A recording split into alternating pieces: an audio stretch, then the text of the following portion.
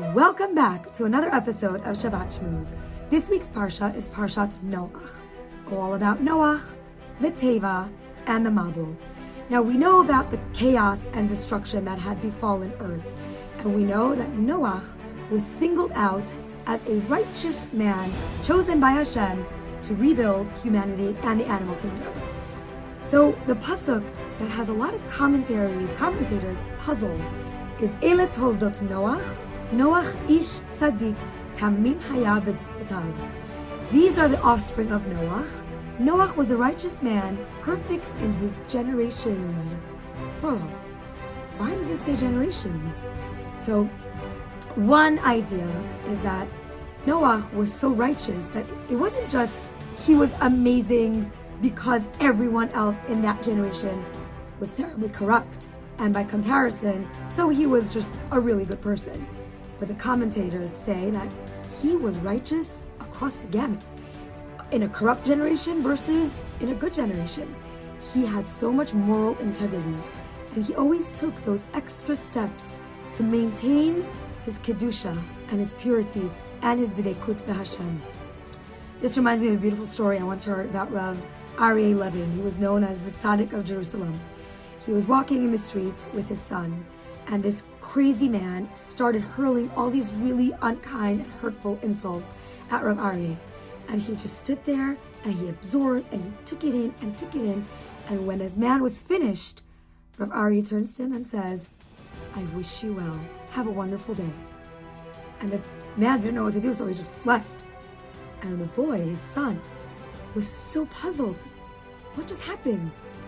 Abba, Tati, why didn't you defend yourself?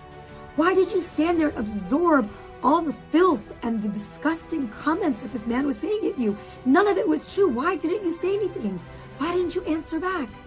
And Rav Aryeh said something so phenomenal. He said, "My son, this man is clearly unwell. He's clearly hurt." And we all know the saying, hurt people hurt people. He's in pain. He's suffering enough already. Why should I add to his pain and add to his burden? Instead, I just gave him a bracha.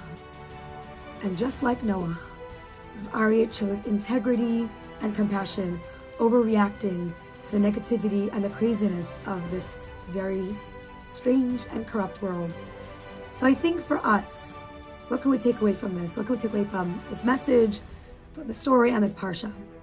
Let's face it, we are certainly in a very corrupt world right now. Nothing makes sense. It's total tohu vavohu. What can we do to make like Noach?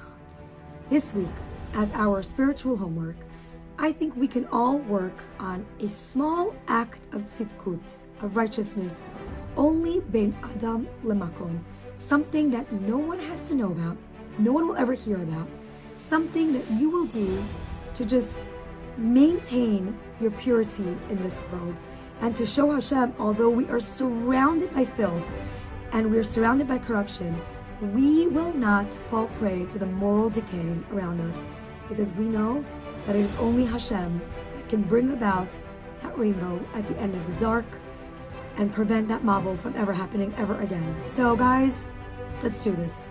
Integrity, compassion, do not fall prey to the negativity and the corruption of the world. Stand upright like Noach. Maintain your purity and tell Hashem, we got this. Ezrat Hashem, may we all in the zechut of our one small act of righteousness that only we and Hashem will know about. May that be enough to prevent any mabuls from ever happening in our lives. Shabbat Shalom.